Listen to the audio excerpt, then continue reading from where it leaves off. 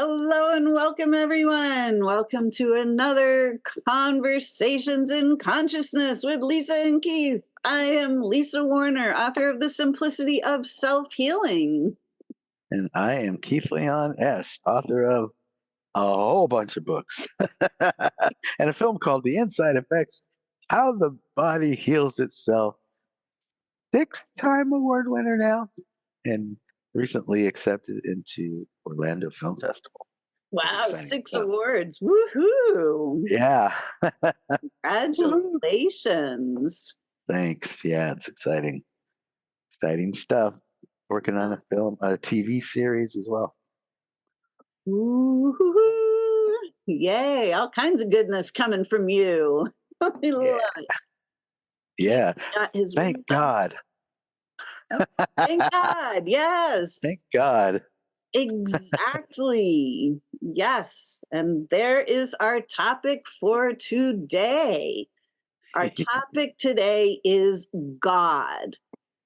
This is a word that I couldn't even speak for years because there's so much distortion that has been embedded in that word, in that concept.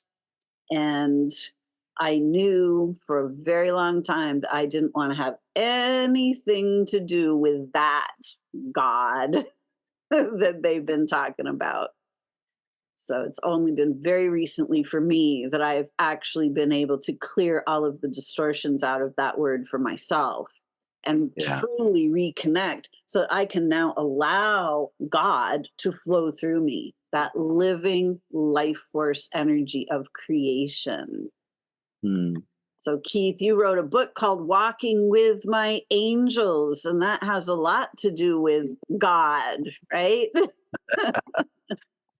Yeah, yeah. Backing up to just like you not being able to say it.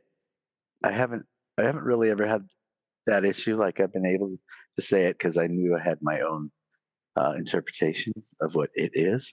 But those words just reminded me of uh, I got together with my music partner Eric Peterson for the first time to make music, and he was like, "All right, I'll play. We can make music together as long as we don't do any of those God songs, right?" Which was funny because we both came from agape, and that's what we were known for: writing and singing spiritual tunes, right? And that's exactly what I had written the lyrics, some of the lyrics for to take to be our first song. And then he says, as long as it's not that God stuff. And I was like, well, let me just run this by you once I got there. And so I read the lyrics to him, and then he was like, oh, and then what I had written was like a prompt, and so then he just kind of took off from where I left off and started the whole thing. So we recorded a whole CD, uh, and the first 5 or 6 songs were spiritual, and then it took a turn and went to just like motivational and inspiring and love songs kind of stuff. And so all that to say, the woman who we got to do our book cover in Vermont, or the CD cover. So used to saying book cover. The woman we got to do our CD cover was sitting with the CD. She asked for the music, and we came back to.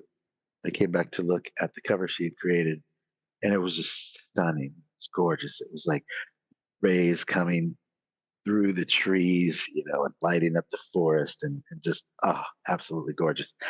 And and she said, and I quote, "I was listening to your music while I was making this. And when I heard the first song and I heard the word God, I was like, bleh, right? I had a guttural reaction. I hate that word. I've not been able to say that word, blah, blah. And then, but I kept listening to the music and I realized that God wasn't the God you were talking about. And so I kept listening to the CD as I created this music. And I have to say, uh, or as I created the CD cover, and I have to say that it completely reframed her whole deal with that word. And she said, I will no longer be afraid of that word because I realized that it was someone else's interpretation that I was mad at. And that, it's just easier to say than all the things that people say, Hey, right? God just flows as opposed to, spirit, universe, all the other things that I've heard over the years. And then the same thing happened with a friend of ours. These were both people in Vermont, which is interesting in the hometown. Another friend of mine who was actually on the show couple weeks ago, Amy, she had the same experience. She was mm, just like, "Oh, I always could like not stand that word," and then just listening to your CD changed that. And so it was one of those feelings like I feel like that's why we did the CD because if just the first two people that listened to it had that experience, how many more people in the world got that reframe, right? And so when I look at that word, then yeah, then I get it. If you're brought up in a very dogmatic, male dominated uh, church, right?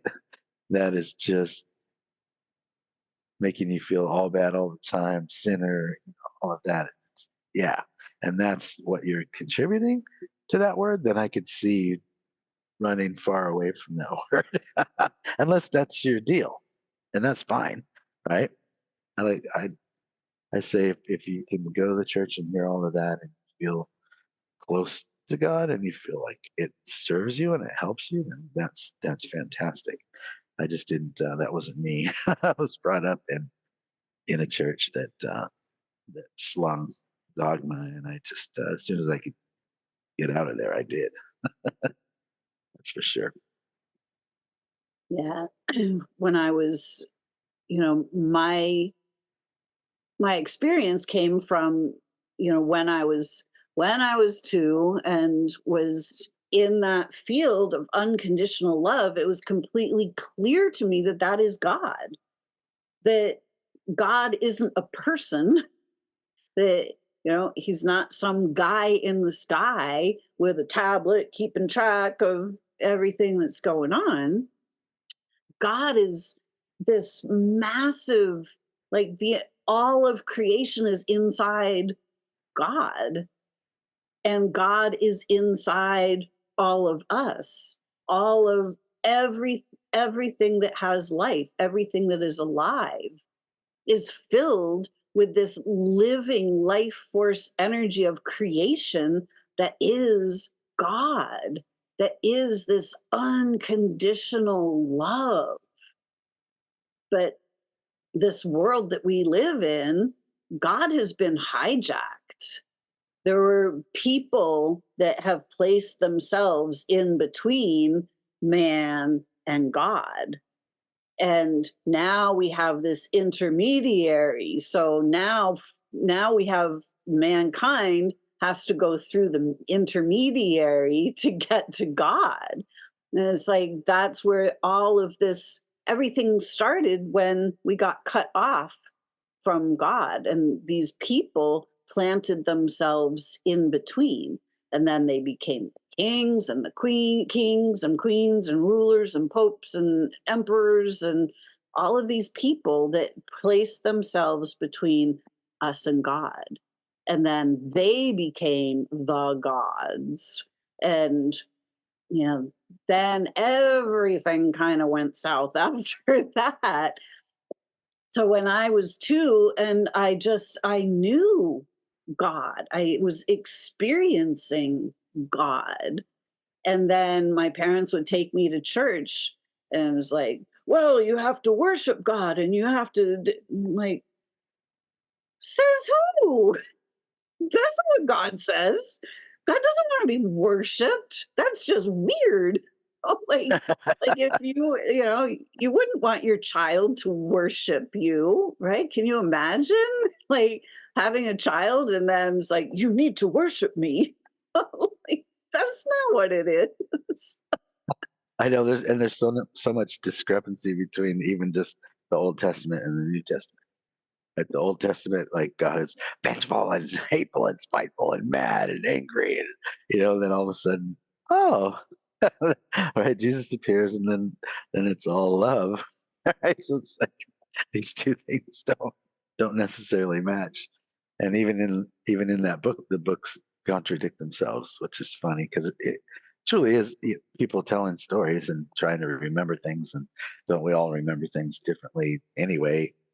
You and I could be in the same room, something happens, we talk about it a year from now, and you'll be like, "No, it happened this way." I'll be like, "No, it happened this way," and we'll both be right because Absolutely. that's the way we remembered it.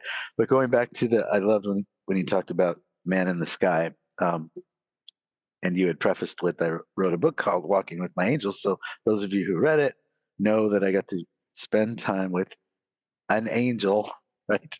Like an extended amount of time with an angel who was an etheric angel who dropped into a body. So in the flesh, not just in my head or imaginary, in the flesh, proved to me that he was who he said he was over and over and over again. So much that I have no doubt in my mind when I tell you right now, right?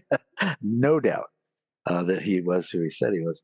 And he addressed what you were talking about. I asked him I asked him about the God that I had learned about in the church, and about when you go to heaven, and then they look at the list of all the bad things you did and decide if you go to heaven or hell. And he's like, yeah, he's like, uh, made in the image and likeness of doesn't mean like you look in the mirror and Exactly. God looks like you. It means you're made up like the cosmic energy that you are, all the neutrons and protons and all that energy that you are that makes up who you are Soul. is soul is God, right? So he said, so there is truly, you are correct. There is no man in the sky making a list, checking it twice, deciding who is naughty or nice. He said, humans get it confused. That's Santa Claus. It's not God. And I fell out laughing so hard to hear an angel say, that's Santa Claus. That's not God. I was just like, thank you for that, because now I had that image, anytime I was visiting a church with someone or hearing someone proselytize and they were talking about that man in the sky, God, then I got to, at least within my head, have a chuckle again, remembering when he told me and used those words, because it just he reconfirmed so many things for me. Because like Lisa, I had many experiences when I was a child, including being able to hear my guardian angel's voice, right? Who did tell me things and keep me out of harm's way and all of these things. So I got information then and already was born knowing things that most priests and reverends and bishops of the churches I was going to weren't even privy to and didn't get. Like they just didn't get it when they were reading the Bible. They were reading words from the stage and then saying, this is what it means. And what they were saying was, I was just like, how did you get that from that? Like I don't understand. Like, no, this is what it means. So I got in trouble for that straight away. But what do you know, kid? But this reconfirmation after my teens, where I just completely forgot it all, went off into a party phase, right? And just used it only when it was convenient to me, my knowledge of anything. But that reconfirmation from an angel in so many ways, and then the proof over and over again of not only showing me miracles, but having me literally perform them to get to where I know what I know today, not just think, have a theory of, feel, right? It's like he wanted to make sure that I didn't spend the rest of my life thinking I knew something, because I had to know, absolutely know, and prove to myself to be able to step into the purpose that he then later revealed to me, that of why I'm here to do what I do every day, right? So make the movie that we made, everything I'm going to do here moving forward, every book I ever wrote, every book we ever published, all of that I was told I would do uh, so many years ago. And yeah, and it was in and out of body experience where there was entities there and proof of this God that we speak of, this God that we're talking about, which we are, by the way, directly connected to. We're not cut off from it just because we Exactly. decided to try on this meat sack called the body, right? That doesn't mean we're disconnected from This the source of where we divinely came. designed biology. Yeah, we are literally made of it. So direct connection because we are it. We are made of it. And so, uh, yeah. So, what do you all think about that? Put it in the comments. What do you think? It's not just us here talking about things. I'd love to get you involved in the conversation here on YouTube in the comments. What do you think about what we're saying? So, Yeah. So, you know, and this, you use the term meat suit, which is, that's part of the programming that we are taught, that these are just meat suits. These are sacred temples for God. They're literally biological temples. We are the guardians of these sacred temples. And these bodies have just been so maligned, so disrespected by the powers that be on this planet, that this is also part of what cuts us off from our knowing of God, because God has been turned into a concept. Oh, God is off there somewhere in heaven. That's where God is. We're not. This is hell here. This is not heaven. Like, this is very clearly not heaven, the way it is set up on this planet. However, this planet is literally the Garden of Eden. It's the paradise that God created. And we can still see the paradise when we go out into the world, into the wilderness, out into where there is no population. We can still see the divine design. We can still see yes, paradise that is been created, this beautiful living ecosystem that and every single thing on this planet, every tree, every plant, every animal, every fish, every bird, they are all directly connected, as are we, to God. And they simply allow the living life force energy that is that God to flow through them. And every living thing is here celebrating God, the creation of all that is from this love.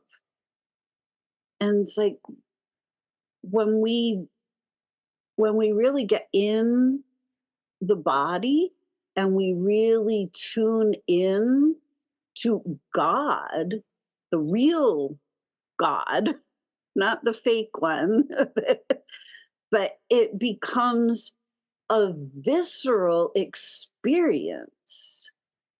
Like, we don't believe in God. You can't believe in God, but you can know God. You can experience God in your body. And when we're not treating when we're treating the body like a meat suit, we can't experience God in the body, because God doesn't come into some meat suit.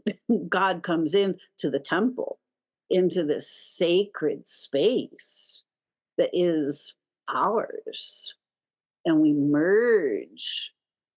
And then we just allow that living life force energy to come through and express itself through us.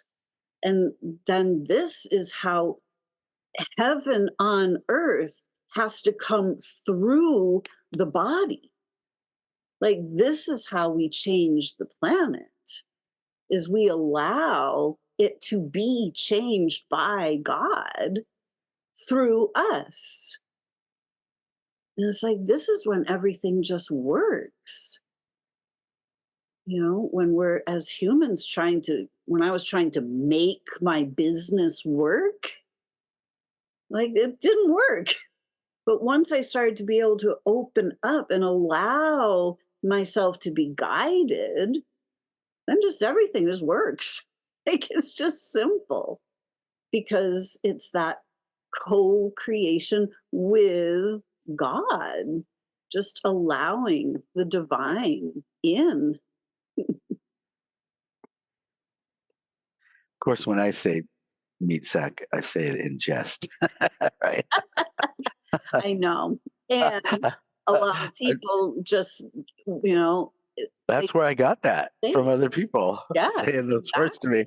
me. I was just like, wow, like literally, you think that's it? Like you're just a meat sack. Wow, wow, wow. So Right? And sometimes, that's how the medical model treats us too. That's Mhm. how the medical model looks at the body. It's just meat. Oh, let's just Yeah, cut that up. Well, you don't need that part. We'll just cut that part out. That seems to be disease. Let's just cut that part off. You don't really need that part. yeah. It was like it Wow. was designed. It's part of my design. Yeah, I need it. I If I need. didn't need it, Hey, I needed that. I wouldn't do that. Hey, I needed that. Well, we just took it out. We were in there, so we just took it out. Wait, what? Well, and you said the words "your body is a temple," and that was one of the words that I did hear in the Mormon Church growing up. That I did. I go yes, and did hear truth in. Right, Mm, those words when they said, because they said all the time in the Mormon Church, "Your body is a temple." Usually, they're talking about why we don't drink, why we don't drink Coke and coffee and partake in these certain things, right? Is because your body is a temple. So it's like, meaning treat it well so that you can live in this life as long as you can. You came here, you might as well be here for a minute. Right? So your body is a temple. And then my angel actually said, your body is a temple, treat it as such, was the words that he said. And I was just like, yeah, yeah. And you have to remember, like, I was in my deep, dark drug phase when he told me that, and I certainly was not treating my body like a temple at the time. So treat it as such was kind of like all caps with an exclamation point to my psyche when I heard it with that behind it, right? And and then you were talking about happens through us, and I love that too. That was kind of, I think, probably Reverend Michael back with 28, 30 years ago, whatever. Probably the first time I heard that was from him, where he's like, life isn't happening to you, it's happening through you. mm, Everything is happening through you because you're directly connected. You're creating everything. It's like a video game, right? Where you go, let's see, I want to choose this car and I want this motor and I want these tires. And like you could literally design this car down to a specific thing and pick your character that you want to drive the car and all this stuff. Not a video gamer, but I've been there when they were doing all of that. Right? And I was just, wow, you can do all of that. mm. And then I'm like, oh, wow, you can do that in real life too. And that's where I lose them right about there. But most video gamers, they're like, oh yeah, whatever. They just keep designing the car. But that's that's how our life is when we're in direct connection with this source, this God that we're talking about, that we're talking about. Then it's call it co-creation, co-creation semantics doesn't matter. Uh, I love to say, and I it was fun on my angel tour. I did a million interviews. I think every interview and every time I spoke what came out of my mouth was, it doesn't care what you call it as long as you call it. Mm. And the first time that dropped in, I was just like, that is so good, right? But it's not like I sat around trying to think of a tagline or something. It's like it just popped in one time from where, right? My mind, my mind isn't the kind of mind that comes up with 50 awesome, funny slogans, right? Uh, my mind could write a song, but it doesn't necessarily work in some of the ways of the things that I know to be downloads from where I came, right? Where I came from, those type of downloads. And for me, I'm blessed in that a lot of times it literally comes as a voice that's I can hear the same as yours, Lisa. Usually over my shoulder, not in my head, right? So not a thought, literally a voice audible over my shoulder. And so because it comes in that way so many times, that helped me differentiate and not get in my head about, am I making this up? Getting back into that mind frick that I put myself through, and why it literally took an angel to get me to believe again in this thing we're talking about today. So what a it's a blessing to be in this life. I'll speak for myself personally. It's a blessing for me to be in this life and know that I am living proof that the thing we're talking about today exists. To know that I am made up of the God stuff, to know that I am in creation slash co creation with it, that I have choices, that the things that I truly breathe into and lean into, believe, believe, capital B, then those things come true. For me, it's only when I get into doubting, going back wishy washy, back and forthness, forgetting for a minute, all of those things. Only then do I create things that are seemingly negative, not exactly the way that I would love them to be or feel in my life. So it's a blessing to have that knowledge and to know that with absolute certainty, and to have the platform to be able to share that with you who are watching, listening to this. It's my calling and my blessing to be able to share the things that I know. And perhaps there's something that you've been doubting, wondering, and perhaps it will be the way Lisa said it. Well, got it.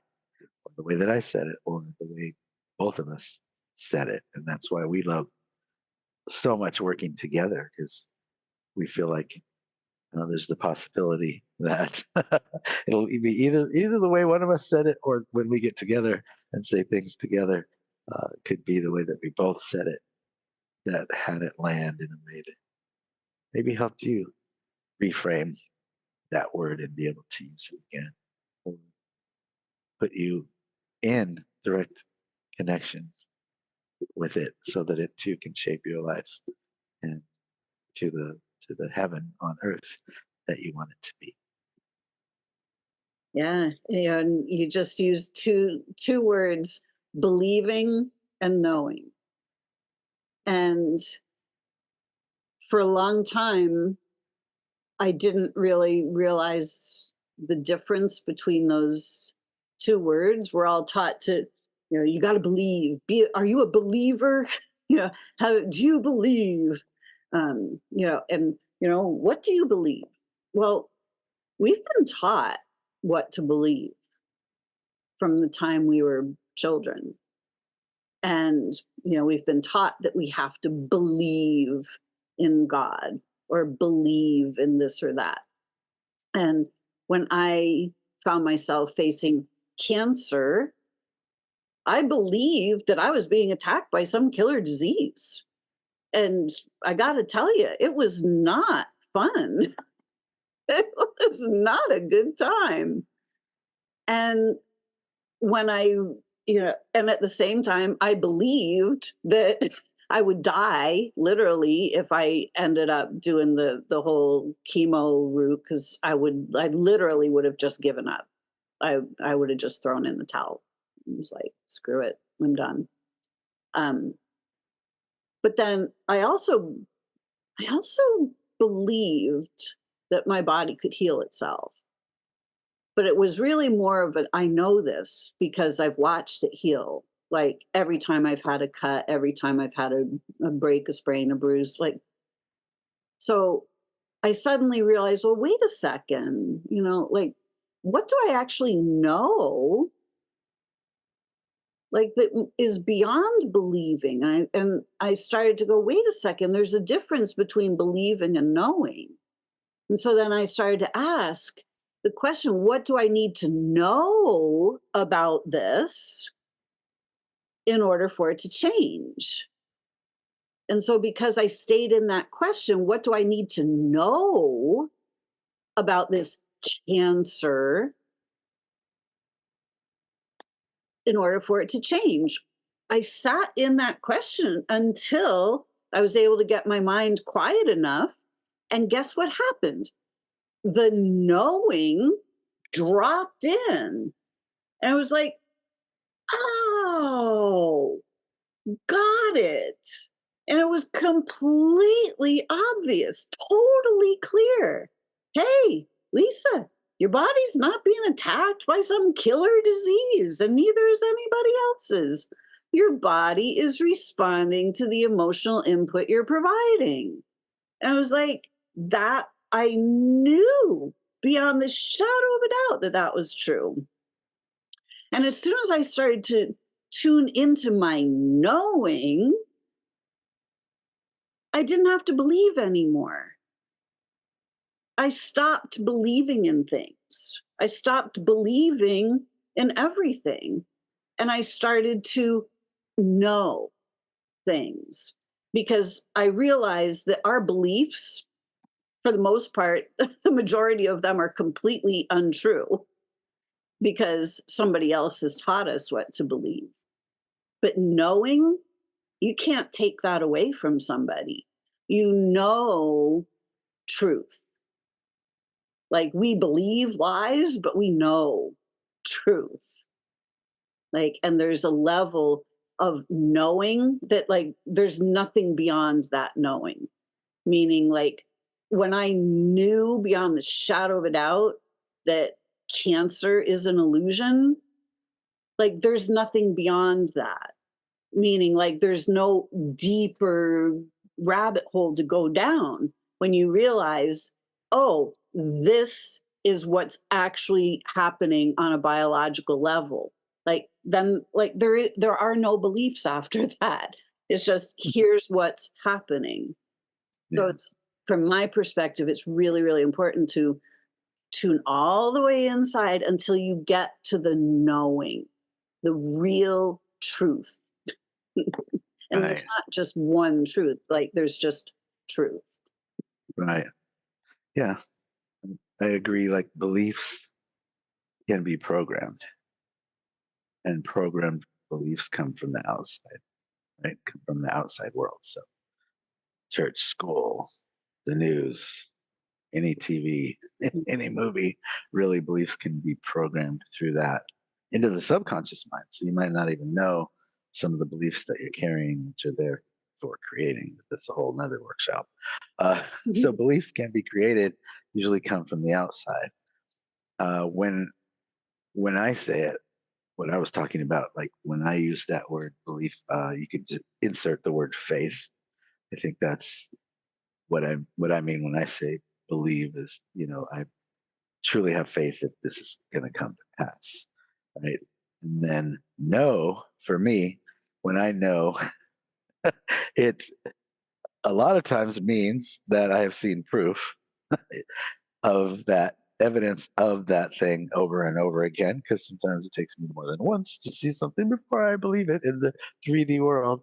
But ultimately knowing, and I was just chatting this while writing this down while you were talking, right? And then you say the same things, which is really cool. So ultimately, knowing for me comes as a direct download or from seeing it. Yeah, it's either seeing it in the 3D world, right? And then oh, okay, then I know it. Or I just get that direct download. It comes with visual, it comes with voice, it comes with everything to where it's just like, this is truth. And I know it. And so that's when I use the word know. It's one of those two things. Either just literally seen proof in the 3D over and over and over and over again, or I got it so strong of a reveal, right? That came in such a way that I'm just like, I know that this is true. And then have you ever found that there's something that you know and then still doubt or still have fear about? Oh, I'm sure. I can't think of a like absolutely 100%. And Yeah, I can't think of a good. I could. Yeah, I can think of one. I had this angel told me all about life before life, life and life after life. Same thing, right? About everything happening at the same time. Not there really is no time and space. It's all just kind of firing off at the same time. Like all these lessons, like when the body dies, where the spirit goes, like all of that from an angel. And still, a couple of years after, and for many, many years after, horrific dreams about dying in all these different ways, and just total fear of death. That even if I just thought it, then I'd get this full body rush and just be like, just scared. Like what if you were in a roller coaster that dropped 100 stories, like that kind of a rush in my body. And yeah, but I know better. So what the what? And then I got with some woman who was like really well known for doing Akashic records with people, and whew, and she put me under, and the whole deal. And then when I came out, she's like, God, do you find that you have fear of death? And it's like, yeah. She's like, nightmares? I'm like, yeah. She's like, okay. And then she just told me about like how many times that I've reincarnated and how many of those ended with horrific deaths. And the ones that she was explaining to me were the dreams that I was having. Yeah.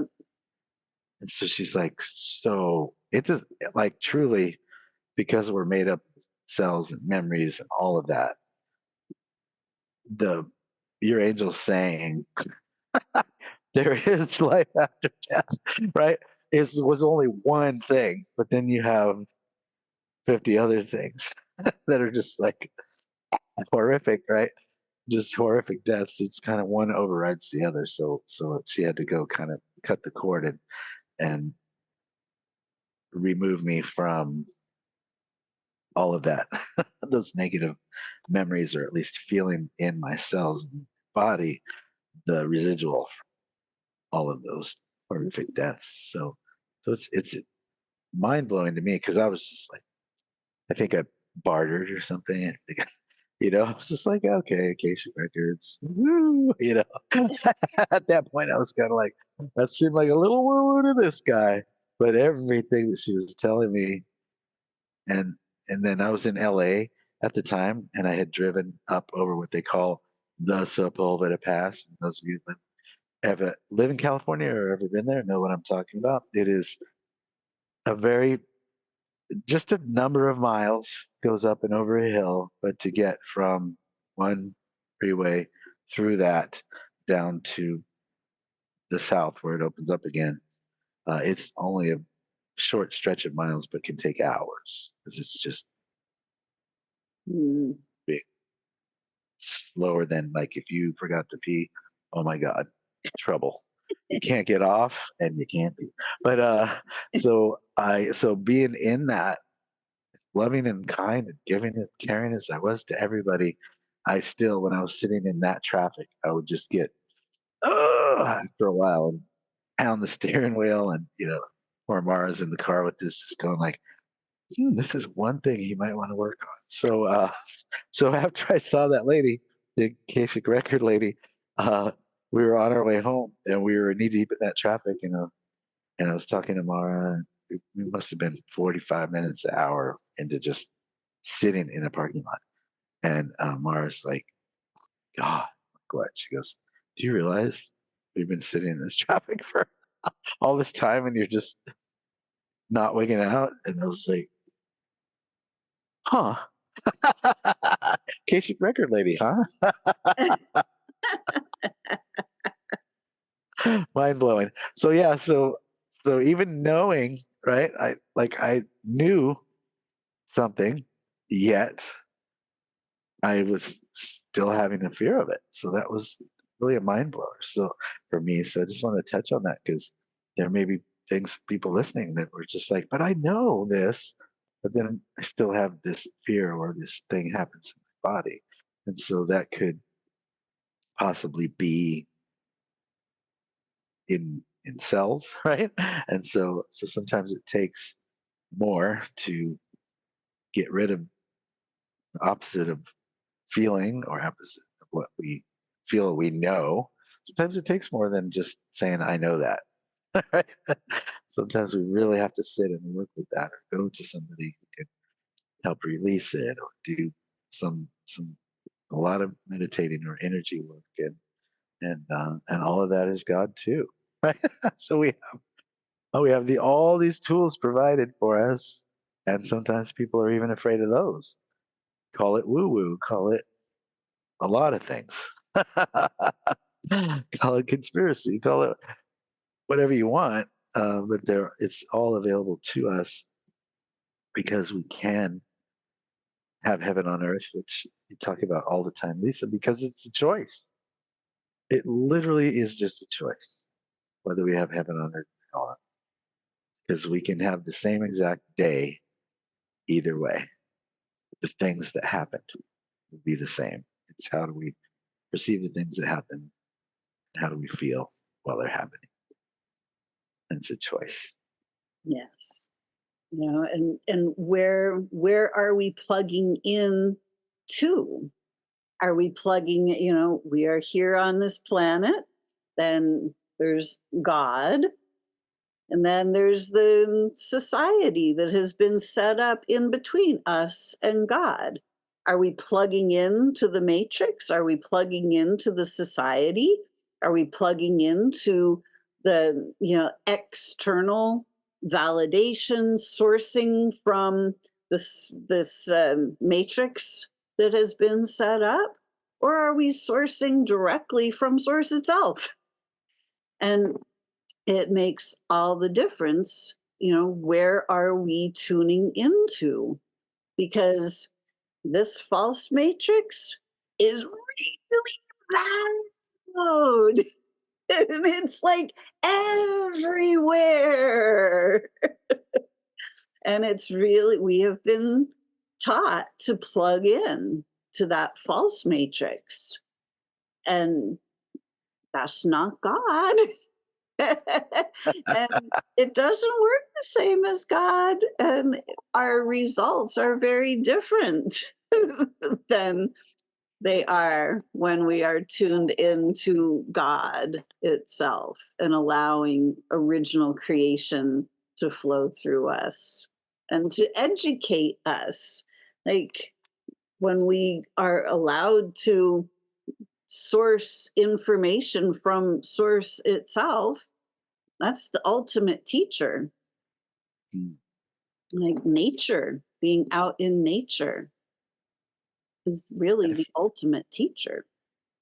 if it doesn't feel good, it's most likely not in alignment with with that good that you're talking about, with that God that you're talking about. Yeah, yeah. It's I used to tell people to look, go within, go within. There's really nothing for you outside. Thing. For you, all capital letters, right? So there's plenty of things we can do outside and meet with people and we can connect and we can go to concerts and we can do all that stuff. but truly like to get in tune with the nature of where we came from and who we are and why we're here.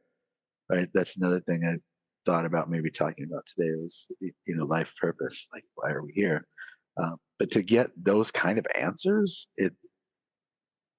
I tried my darndest to find out why I was here on this planet from outside sources. I boy, I extensively searched your church, synagogue, mosque, somebody stand on a soapbox in the park. I was listening. I asked everybody, why am I here? Why am I here? And I got the answer until I sat down and breathed and asked long enough, stayed in that one question long enough to get an answer. Right? So yeah, it's all it's all right here. Yeah. I chose to come here. Why did I choose to come here? And, What am for I a here? long time, I was like, "The hell was I thinking? Like, why did I do this?" And actually, when I was very little and was, could see, and I it was completely obvious to me that this was a prison planet. The prison was clear to me that we were all stuck in this prison. And unfortunately for me at the time, I didn't realize, but that I was one that had been sent to start dismantling the prison. I thought I had been sent to prison. So knowing that you've been sent to prison, believing Uh, that I had been sent to prison was a very different setup than I had been sent to dismantle the prison. you know, two completely different things, same scenario, two different ways of looking at it. And so it's really important to recognize that, you know, which side are we looking from? you know, because the scenario is the same, but how we look at it is different. Like what's happening to our bodies,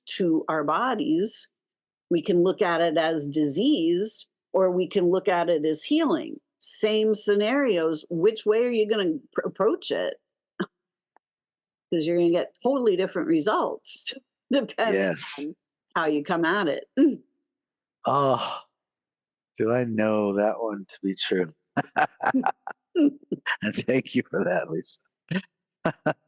And I got to remind somebody of that just yesterday, who was having pain and all of that.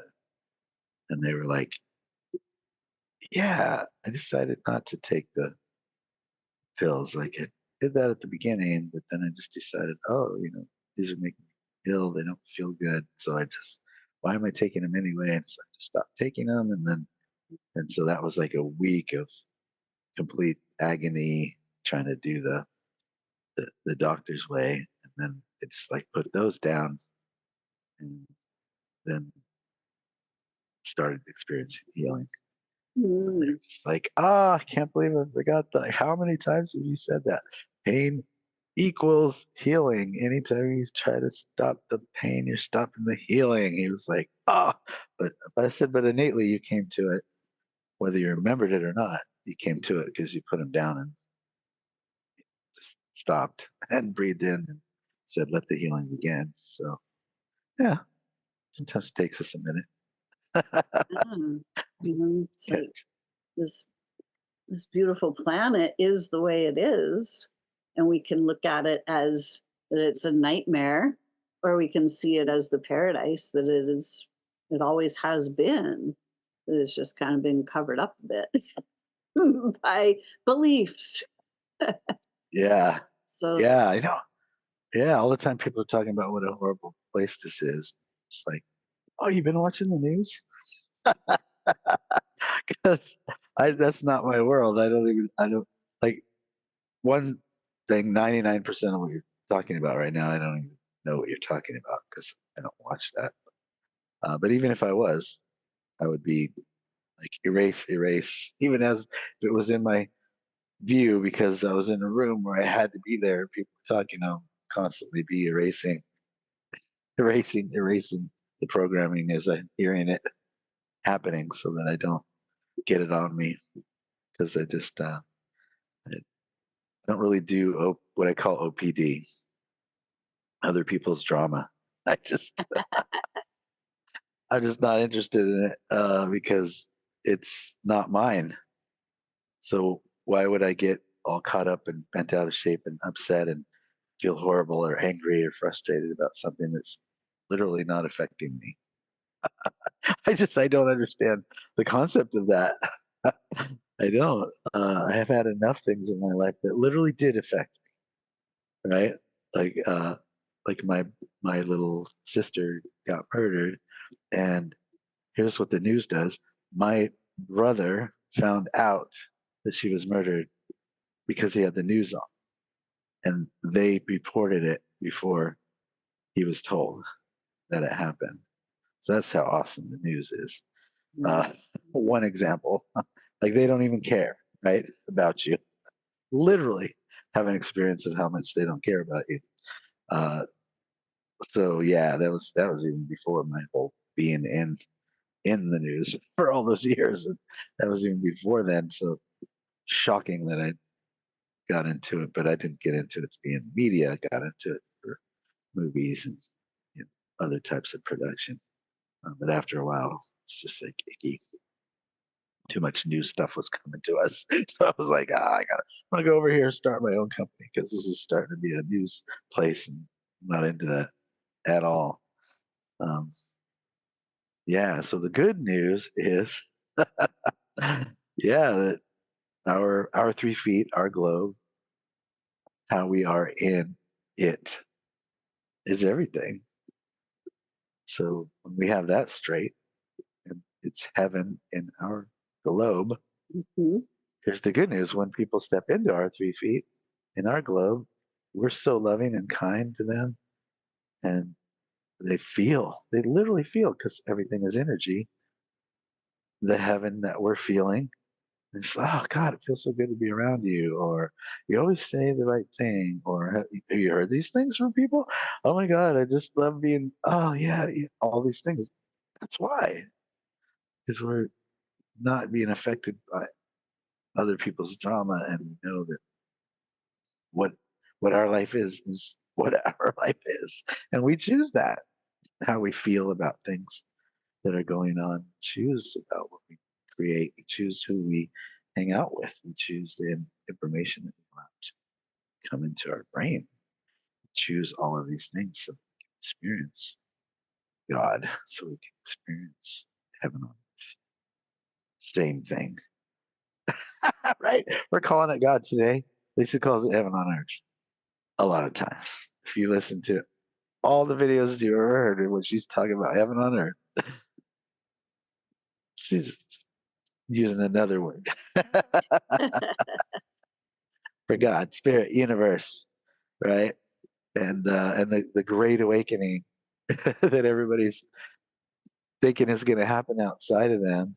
You know, it's the whole Y2K, it's the whole 2020, it's the whole story over again, the rapture. You know, everybody's looking outside of them for proof of these things, and every one of those things is an inside job, The right? external world is a reflection of the internal world. Right. So all of the disconnection that we have allowed to happen within us then creates that chaos on the external world. So Yeah. today we're talking about God because there's so much distortion in that word, and the God that we have all, well, the majority of humanity has been subjected to is this guy in the sky that's taking notes and, has your destiny, and and who wants to be part of that? Like that's not loving, that's not kind, that's not unconditional love. So that's the false god. And when you tune in and you truly reconnect to the real God, the prime mother, father God, prime creator, the giver of all life, it's a completely different experience. And it's a very personal experience. It's an intimate experience. And when we tune into that and we source from there, there is no trauma and drama. There's just love. There's peace. There's paradise. There is heaven on earth. And we don't have to plug ourselves into that matrix. We don't have to subject ourselves to that. We don't have to follow the rules that somebody else created.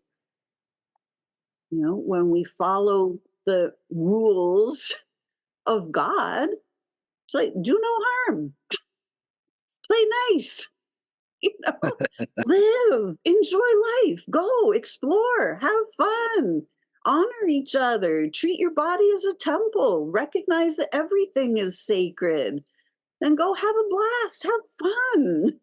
You know, that's the rules. The Ten Commandments. Love and be loved. Go outside. Breathe in nature. Sit down and meditate. You know, should make up our own Ten Commandments. Each and every one of us. Make up your own Ten Commandments. Because you wouldn't be making them up.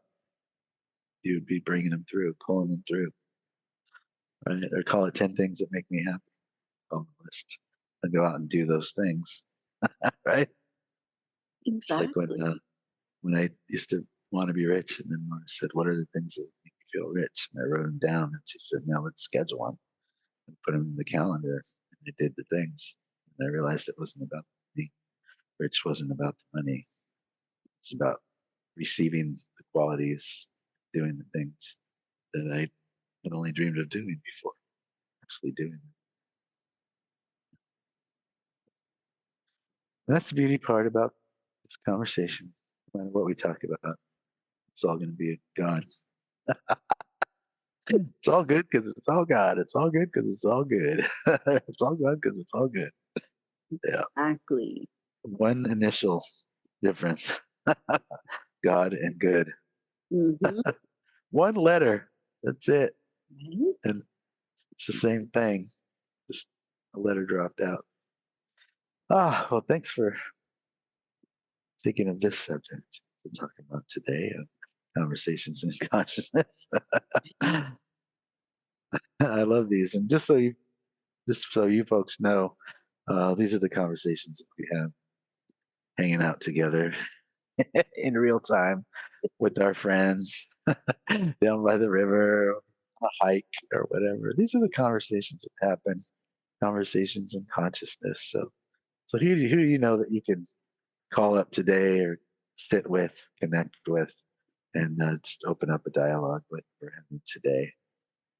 Because when we don't have an attachment to being right about anything, we're just sharing our inner knowing, our inner thoughts, our inner beliefs, whatever you call it. Somebody else's belief may end up being your knowing. It's in full alignment, and you may not have ever heard anybody else say it unless they said it to you. So having conversations like this with others is very beneficial to the soul. That it is. Love it.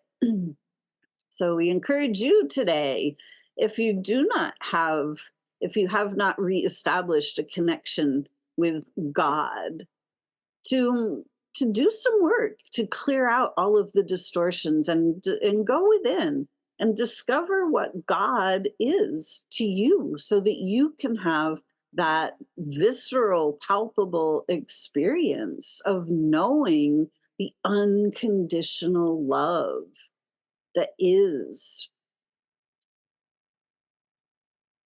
just is, like it's everywhere but it just is. all of the trees, all of the plants, all of the animals, the fish, the birds, all plugged in to this divine love.